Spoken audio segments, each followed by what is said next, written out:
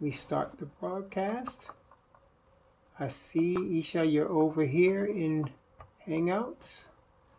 All right. Let's get started then. Let us look to Genesis chapter 3. Genesis chapter 3 as we get started here. Genesis chapter 3.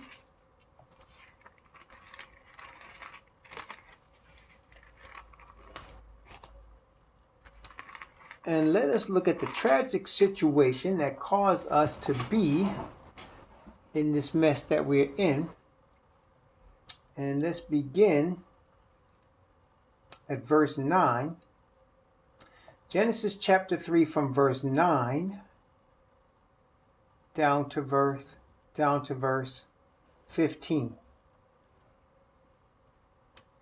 And Yahweh Most High called unto Adam and said unto him, Where art thou? And he said, I heard thy voice in the garden, and I was afraid, because I was naked, and I hid myself. And he said, Who told thee that thou wast naked? Hast thou eaten of the tree whereof I commanded thee that thou shouldest not eat? And the man said, The woman who you gavest to be with me, she gave me of the tree, and I did eat. And Yahweh Most High said unto the woman, What is this that thou hast done? And the woman said, The serpent beguiled me, and I did eat. And Yahweh said unto the serpent, Because thou hast done this, thou art cursed above all cattle, and above every beast of the field. Upon thy belly shalt thou go, and dust shalt thou eat all the days of thy life. And I will put enmity between thee and the woman, and between thy seed and her seed, and it shall bruise thy head, and thou shalt bruise his heel. So we can see here the tragic situation that brought us into this mess. Disobedience to the commands of the Most High Yah brought us into this mess. And our father Adam, created in the image of Yah, gave up that image when he sinned against the Most High, gave up the spirit of righteousness. The character of the divine nature was taken from him. He gave it up, and instead now a sinful character was given. If Adam and Eve were to have children in their sinless state, all the children would be born sinless. Okay? If Adam and Eve were to have sons and daughters in their sinless state, all the children would be born sinless, because Adam would have been sinless and Eve would have been sinless. And the children would have been born with a divine nature of sinlessness. But she hadn't had any children, and before she did, they sinned. So now sin was on them and would be on all their children. But then came verse 15. The enmity between thee and the woman, between thy seed and her seed. And it shall bruise thy head, and thou shalt bruise his heel. It meaning the enmity shall bruise the head of the serpent, who is Asatan. And in bruising the head of the serpent, the enmity, his heel. Notice it said his. His heel would be bruised. Now, that enmity is the Messiah and the seed. Now, all people come from the woman Eve, but yet there was a difference made between the seed of the woman and the seed of the serpent. Well, we understood that from the Gospel of John. Notice the Gospel of John, chapter 8. Gospel of John, chapter 8. Gospel of John, chapter 8. And we're going to begin reading Gospel of John, chapter 8. And we have read this before, of course, but this is, this is very apropos to what we're talking about here. Gospel of John, chapter 8, from verse 33 down to verse 38. Gospel of John, chapter 8, verse 33 down to verse 38. They answered him, We be Abraham's seed, and were never in bondage to any man. How sayest thou, Ye shall be made free? Yahweh answered them, Verily, verily, I say unto you, whosoever committeth sin is the servant of sin. And the servant abideth not in the house forever, but the Son abideth ever. If the Son therefore shall make you free, ye shall be free indeed. I know that ye are Abraham's seed, but ye seek to kill me, because my word have no place in you. I speak that which I have seen with my Father, and ye do that which ye have seen of your father. So here you have a situation where Messiah is speaking to people that are also Semitic Hebrew Israelite people of the nation. He's admitting to them that yes, you are Abraham's physical bloodline seed. But he's also telling them that you are the servants of sin, and as the servants of sin, you're serving your father. Though they were all coming from Abraham's seed, the woman that bore Messiah and the women and men that bore these people all came from Abraham's seed. Yet Messiah is saying, I do that which I have seen of my father, and you do that which you have seen with your father. I will put enmity on the woman, and between thy seed and her seed. All of us born in sin are servants of sin. Until Messiah sets us free, we are servants of sin.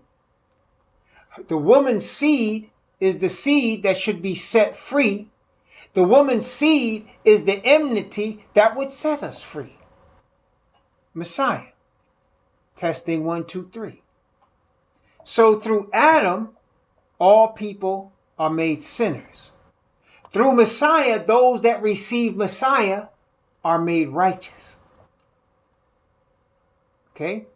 So Messiah is this enmity that should come forth from the woman that will create a different seed. A different seed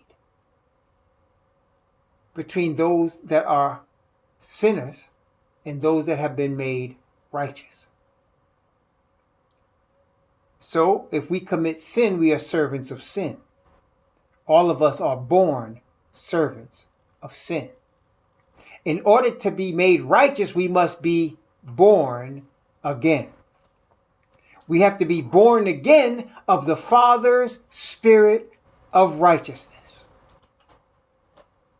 We receive that, of course, by presenting ourselves to the Father as repentant sinners who are servants of sin, and asking the Father to make us his servants of righteousness.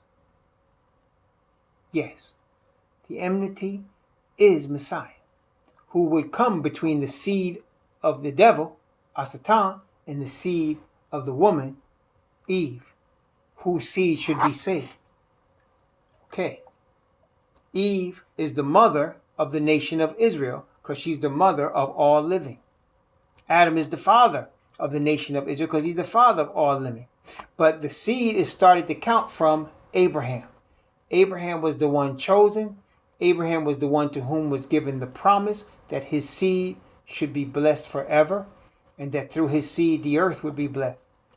And so Abraham is the man that is the beginning part of the nation of Israel, though all people, even heathen, come from Adam and Eve. So let's continue now. Romans chapter 6. That's right. Abraham's seed is counted Hebrews because Abraham was a Hebrew. Now, not all of Abraham's seed are Hebrew Israelites. Not all of Abraham's seed are Hebrew Israelites. Abraham is a Hebrew because he is the seed of Eber, who is the father of Hebrew. Eber. Abraham is a descendant of Eber. So is Yishmael. Enmity means a difference, a wall, a block, something between you, like a wall that's between two people. That's an enmity. Something that will stop you from getting to each other. A separation. That's the word I'm looking for. It's a separation. It's a separation. I will create a separation between you and the woman, between your seed and her seed. A separation. Yeah. That's right. So now let's look now again at Romans chapter 5. And let's begin where we stopped off, because all this relates to this very thing. So let's look at Romans chapter 5. And let's start at verse 12. Let's start at verse 12 alone, right now. Wherefore, as by one man sin entered into the world, and death by sin, so death passed upon all men, for all have sinned. Okay? Based on what we just read. Who was the one man by whom sin entered into the world? Who was the one man by whom? That's right. It was Adam. That's right. So through one man, sin entered into the world. So until Adam ate of that fruit, sin was not in the earth. It could not spread. If Adam did not eat of the fruit, it would, even if Eve had eaten of it, she would have died, but he would not have sinned. Okay? But when Adam, who was, and this is important, it was Adam's sin that's the grievous one, because Eve was deceived. She was in the image of Adam. Adam is in the image of Yah. And that's why the man is supposed to be the head. He was made in the image of the Father. The woman was made in the image of the man. So when Eve sinned, it was a problem for her. But when Adam ate that fruit, sin entered into the world, because the world was given to him. Sin entered into the world. Okay? So by one man, sin entered into the world, and death by sin. So death passed upon all men, for that all have sinned. All right? So now we understand sin comes into the world. Everybody is affected by the sin disease. Every human being, no matter who you are, no matter where you're born, no matter what country you're in, no matter what color you are, every person is affected by the sin disease. And therefore, all are born servants of sin. You're born a servant of sin. Okay? Even when you're a little baby who doesn't know anything, that baby's nature is to sin. Okay? Now, that doesn't mean we kill babies. I heard one fool say, well, we should kill the babies so they could be saved. It was so stupid. Anyway. Romans chapter 5, verse 13 and 14. Romans chapter 5, verse 13 and 14. For until the law, sin was in the world, but sin is not imputed when there is no law. Nevertheless, death reigned from Adam to Moses, even over them that had not sinned, after the similitude of Adam's transgression, who is the figure of him that was to come. Okay, so let's stop right here. So sin, disease, was in the earth as soon as Adam sinned.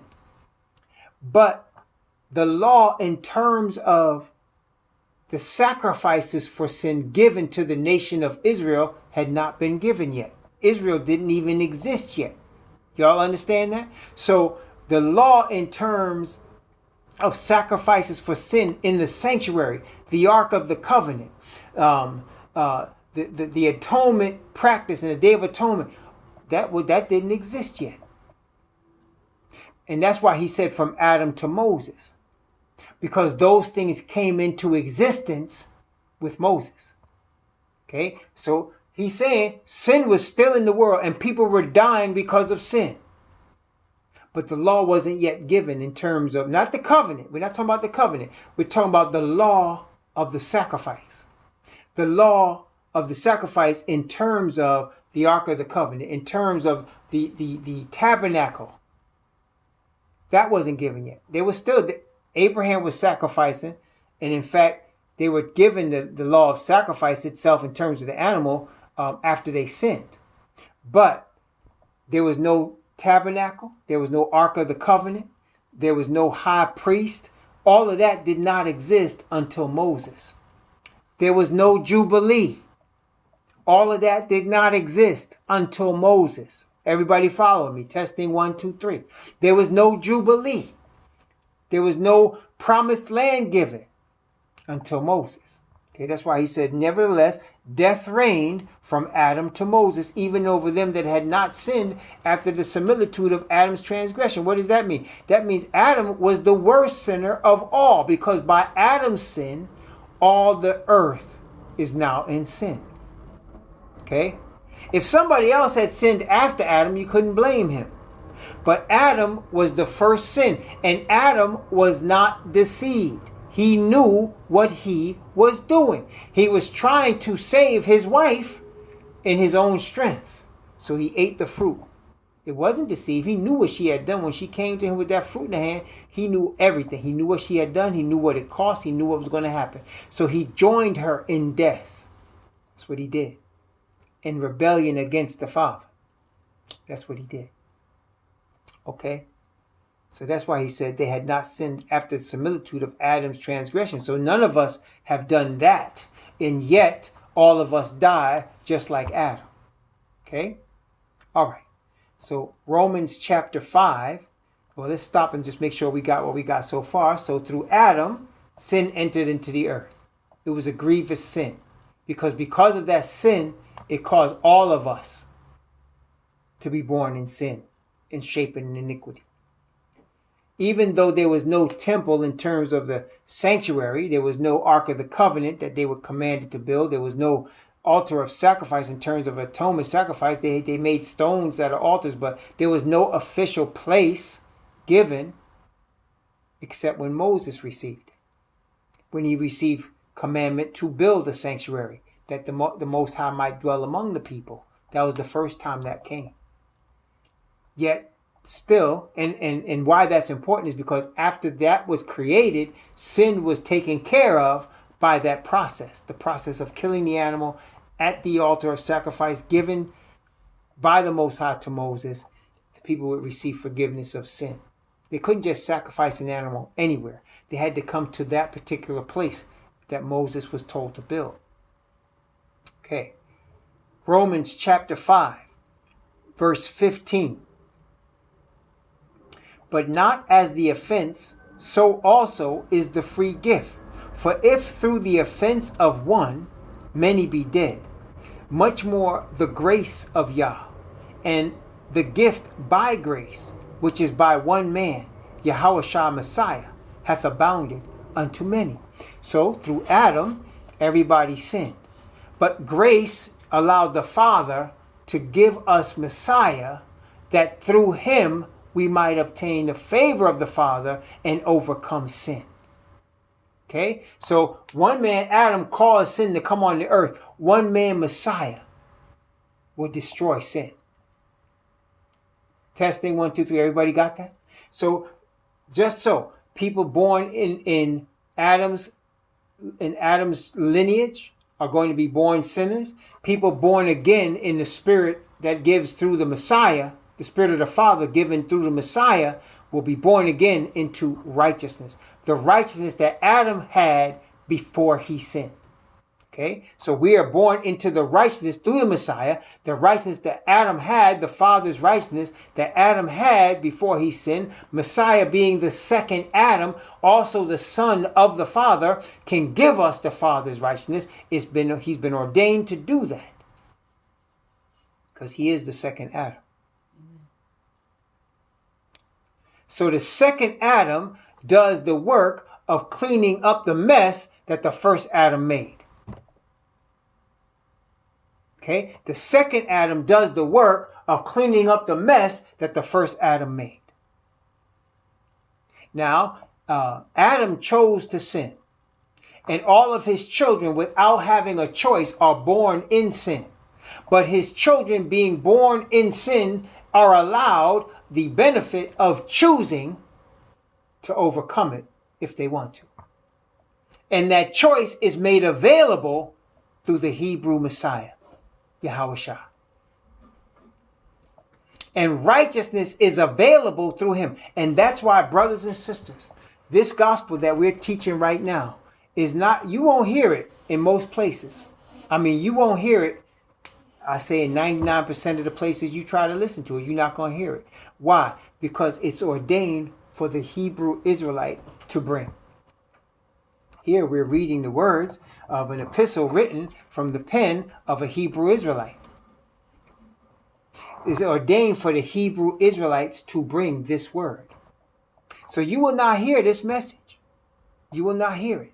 You'll hear stuff that sounds a lot like it, but the power won't be available. But through the Hebrew Israelite, the power is available because Messiah is a Hebrew Israelite. Messiah is a Hebrew Israelite. And so through a Hebrew Israelite, you're going to hear this word and you're going to receive this power. If you're a Gentile, you come on. And through the Hebrew Israelite, you will receive this word. And you will receive righteousness.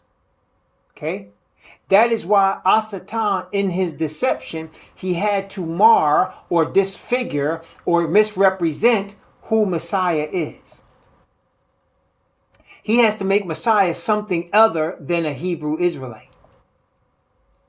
He has to make Messiah different. He has to make Messiah almost a Gentile.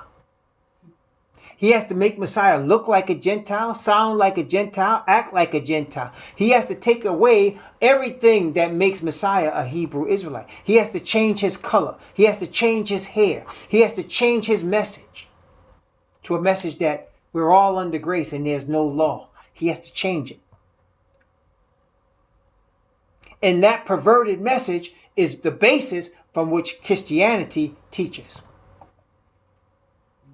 So that in Christianity, you get one of two extremes, both wrong. Either you're under grace and you're saved under grace, or you need to keep the commandments by your works and your good deeds outweigh your bad deeds. Both of which are wrong. You're not under a grace that causes you to not keep the commandments, and no, your good deeds will not cause you to be justified or made righteous.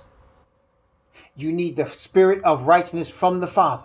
You need the blood of the Messiah, the Hebrew Israelite Messiah that was shed for you. The Hebrew Israelite Messiah shed for the nation of Israel first and also through them to the Gentiles. Okay? And until you understand that and receive it, you cannot receive the power of righteousness that comes from the Father. Because he has a specifically ordained path by which you receive this righteousness. Now, the Israelite people, Kepha was surprised when he came to Cornelius and he gave Cornelius the word and Cornelius received that righteous spirit from the Father. Kepha was shocked because he did not know that the ordained path would also include Gentiles. But we obviously see that it did. But the point we need to understand and make is that Gentile received that truth, that light-giving power, and all of his family received it from the lips of a Hebrew Israelite. And so after the rejection from our fathers rejected Messiah, and then we were scattered into captivity into all nations. And then those that were faithful died off. And then there was a compromise made with the pagans in the 3rd century with Constantine. 3rd or 4th century. 4th century, with Constantine. And then Christianity was born. And that gave them, the pagans, that is, the heathen, an opportunity to create their own religion. To create their own domination through religion. Which is why we are where we are right now, where the world is in serious trouble. And if it wasn't that the Most High Yah was causing his angels to hold back the winds from the 4 corners of the earth, these heathen would have destroyed us off this earth many times over. But because of the Hebrew Messiah that is the high priest in the most holy place of the sanctuary in the 3rd heaven, because of him and because of the righteousness he is now putting on his chosen, the earth has grace right now. So that when you start to see this crazy president running around acting like he wants to start war with people that we don't want to fight, don't worry about it. It's not in his control. It's in control of the 4 angels who are holding back the winds of strife. But make no mistake, the plagues have already begun. You've seen the plagues already coming. The plague's already coming. Bugs and different types of bugs eating up the crops and the food being degenerated so that you don't hardly get your vitamins and minerals from it. And then your air getting messed up and the global warming. It's already coming. And it's affecting everybody right now. But brothers and sisters, when 144,000 is sealed, them last 7 plagues are going to come in. When them last 7 come, that's going to be it right there. So right now, we are being shown in Romans chapter 5, sin came through Adam. Messiah was brought forth to bring forth righteousness and clean up the mess that Adam made with his choice to sin. So that any person of Adam's bloodline, that includes Abraham's bloodline and those not of the bloodline of Abraham, any person can come through this Hebrew Messiah who is ordained to be a Hebrew Messiah because of the promise to the Hebrew Abraham and the Israelite David of the tribe of Judah, of the nation of Israel. So the Hebrew Messiah, the Hebrew Israelite Messiah comes forth. He comes forth to redeem his people that have been lost in sin. He comes forth through his people also to redeem the earth who has been lost in sin. And that's grace. Praise the Most High. That's grace. And the end result of grace, listen carefully, brothers and sisters. The end result of grace is righteousness and truth and obedience. That's the result of grace. We don't deserve to have our sins washed away, but grace washes them away. We don't deserve to wear this robe of righteousness, but we can't be saved otherwise. And Messiah came to seek and to save that which was lost. So we need it. Don't despise the gift given you. You can never earn it. Humble yourself and receive it and say thank you. Thank you, Father. Thank you, Messiah. That's why he said in the previous chapter, where is boasting? No more boasting. There's no boasting. We can't boast that we Hebrew Israelites by blood. We can't boast on the Caucasian man about what's coming to him because all of us are saved through the same Messiah. And the order is by the Father. Praise the Most High. I did not say man came from the woman. The Father did that. I did not say the Hebrew Israelite nation is chosen. The Father did that. I did not call them the apple of the Father's eye. He did. So the order is by the Father. But all of us are saved by the same blood of the Hebrew Israelite Messiah.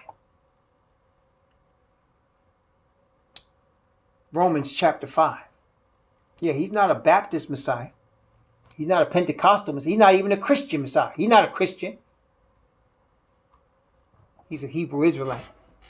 And he will always be a Hebrew Israelite. Forever, forever, and ever, and ever. Praise the Most High Yah. Romans chapter 5, verse 16 and 17. Watch this now. Watch closely. Romans 5, 16 and 17. And not as if it was, and not as it was by one that sinned, so is the gift. For judgment was by one to condemnation. But the free gift is of many offenses unto justification. For by one man's offense death reigned by one. Much more, they which receive abundance of grace and of the gift of righteousness, shall reign in life by one, Yahushua the Messiah. So let's look at this now. So he said, one sinned and condemnation came to all by one that sinned. So this is again what he's talking about. When he's talking about you're not under the law, what is he saying? You're not under the what? The condemnation that the law brings to the sinner. Does that make sense, brothers and sisters? When you are a sinner, the law condemns sin because the law is a transcript, is a copy of the Father's divine, perfect righteousness. Therefore, anything that goes against the covenant is sin and therefore condemned as sin. And the wages of sin is death. So when he says you're no longer under the law, he's not talking about you're no longer obligated to be obedient. He's saying you're not under the condemnation that the law brings to the sinner. Okay? That's why he mentioned here condemnation in verse 16. He's going to say it again also in chapter 8. But he's talking about here, by one to condemnation, but the free gift is of many offenses to justification. Okay, so the free gift of righteousness causes us to be declared innocent. And by being declared innocent, we are declared righteous before the Most High. Not by our own righteousness, but through the grace given, through the righteousness given through Messiah, that is the Father's righteousness. Praise the Most High.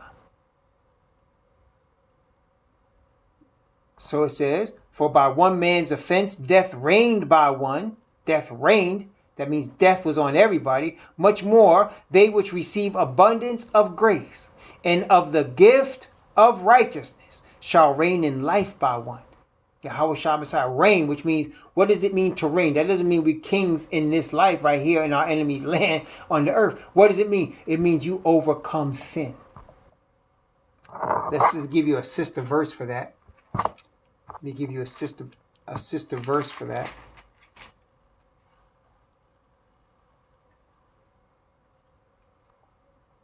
Let's see here.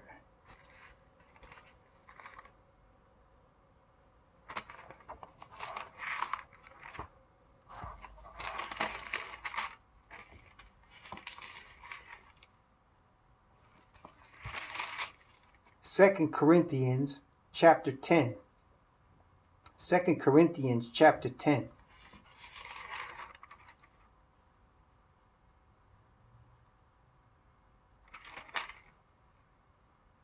Okay, 2 Corinthians chapter 10.